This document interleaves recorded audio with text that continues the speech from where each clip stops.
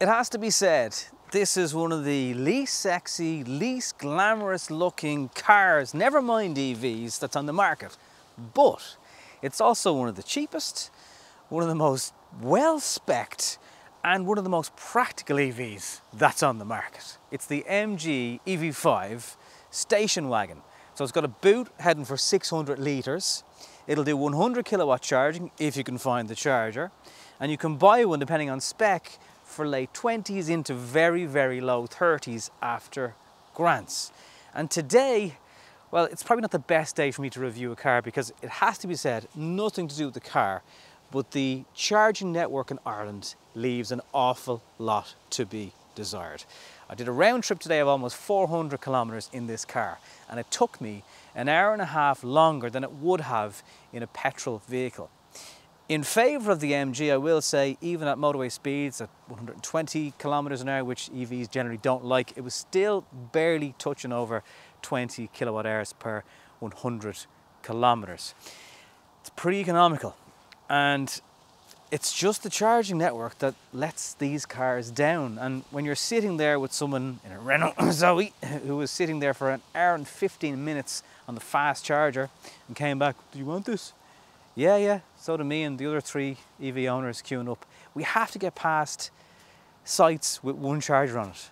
The same site had probably 12 Teslas and they're all just driving by, not laughing, but felt like they were laughing. Anyway, back to the EV5. Let's check out the boot, because it's good. Roof rails on the back make it also practical for things like roof boxes and stuff like that. You've got a bit of a chrome strip going on here, some little spaces for what you might expect to look like exhaust, but obviously there aren't any of that. The boot is light, easy to open. You've got your MG bag, which stores your Type 2 cables.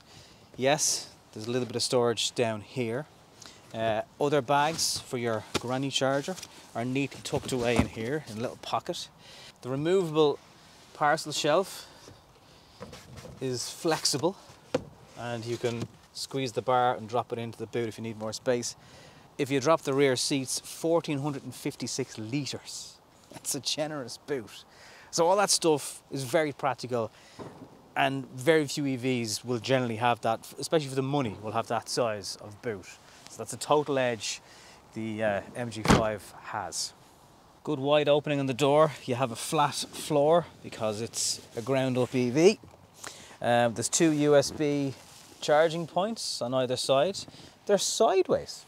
Rare that you see that. And then you've got an armrest if you're not using the full capacity of the bench, which is actually a decent sized space for the middle person. And there's good sized storage at the back of the seats. And the head height, it's not gigantic, but it's not bad. So back here, there's very little to complain about. And even doing a round trip of 400 kilometers today, my back feels fine. I'm a bit tired, but physically, I'm okay. Excite and Exclusive are the 2 trims that you'll get in the MG. And if you go for the more expensive, well, I think it's worth it because you get CarPlay and nav, heated leather seats, things like blind spot and stuff are things that you don't get with the car. But, do you know what?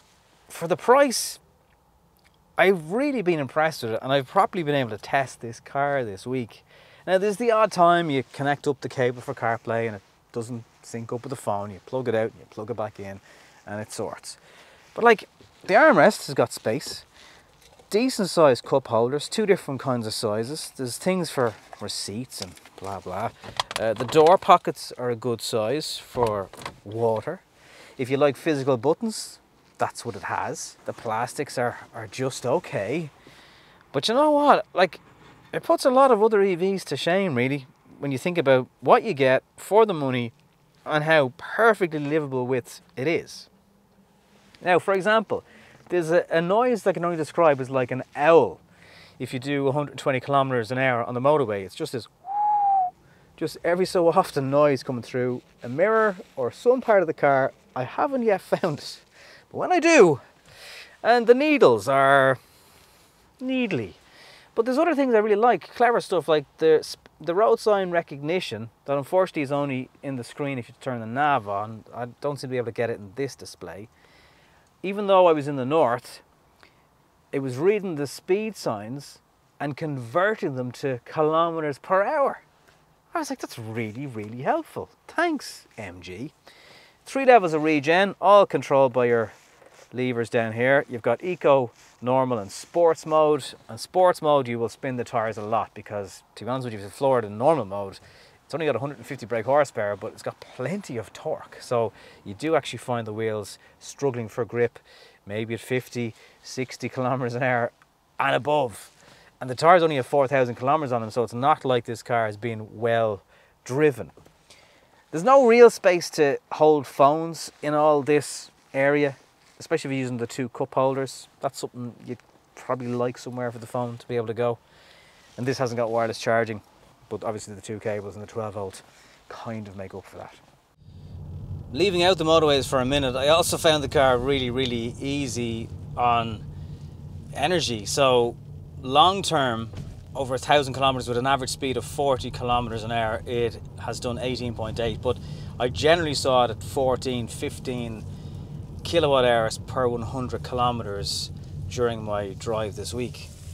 It's by no means a slouch. You floor it and it takes off. And around town the range really is pretty good. Like, I found this design of car was certainly better at gliding through the air than an SUV, a crossover, that kind of more higher up car. And that nippiness, you know, you want that from your EV, and I found the MG was never ever wanting in that area. Even handling, it's okay. Like, I've been in far more crashy and just shooting wide on tight corners types of cars, and it really does behave itself. Certainly if you're a taxi driver watching this review, this is something to think about. Great boot, rear leg room perfectly acceptable because of that flat floor, and just the incentives you're going to have to get into one of these. And if you did end up driving one around town all day long, I think you'd be reasonably comfortable. Like, there's the Bentayga has just gone by me. You won't get there any quicker, you know. Yeah, like the yellow repeaters that are halogen make it a little bit aged. You're kind of expecting every aspect of this car to be futuristic because of the type of car it is. So yeah, you're going to have to forego some LED action. The cruise control does the job fine. It doesn't, from what I can see, or can it actually? Maybe it can actually have the distance on it. It's just one of those stalks that's quite difficult to see because the steering wheel is a little bit in the way. It's decent over potholes and imperfections. It's not too harsh. If anything, it's actually a bit floaty. So if you find yourself in a series of bumps on a road, you just feel yourself like you're on a kind of a magic carpet. But you know, roads generally aren't designed like that. So a very interesting prospect.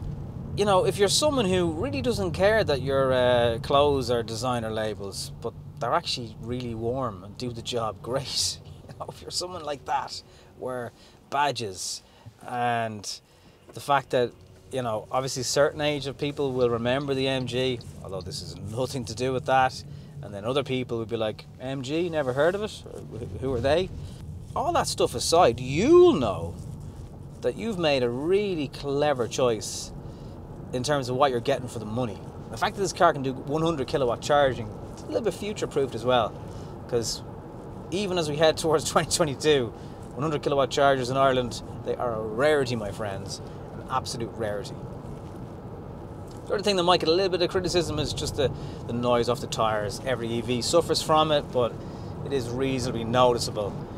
In summary for the MG5, I've really liked it, not necessarily more than I thought I would, but I've just been very impressed with it. If you take away the network issues, that it's not MG's fault. And in fairness, when I got home, I was able to just charge it and relax. But it's that, you know, that thing you do of driving on motorways and long journeys. You stop somewhere, you get 15 minutes of charge, and you go again. And that's all fine as long as that works. When you go there and you're in a queue with 2 other EVs ahead of you, and you're literally on the forecourt, including charging and waiting time for well over an hour, maybe an hour and a half, that kind of puts you off. But apart from that, you know, it's a good way to get into an EV at a relatively affordable price I think over the next few years, these cars and many others from China are really going to disrupt the market. Better for the customer, of course, but it's just interesting to see where this is going to go. I'm seeing more and more of these on the roads. In fact, I passed one today as I was on the route here, and I think more that word spreads about the cost. Like, I was able to charge this car at home for €10, and I'm on the higher rate of 20 cents per kilowatt because I don't charge enough EVs to justify it. But it was equally interesting from my wife's perspective, who was in the car with me today, and this all waiting around. She was like, I just fill up my car and be gone. And that argument is totally there, and I'm nearly more swaying towards that now, having done a 400-kilometre trip, because it's just frustrating how bad the network can be. When it works, it's all right. When there's a queue, it's absolutely horrible. Anyway, I hope I've covered enough in this video to help you make your mind up, rule the car in, rule the car out. It's a great price, very affordable. Yes, it's not sexy, but if you want a car that's an EV with loads of space and a big boot, this is your man. Thank you very much for watching, and I'll see you soon.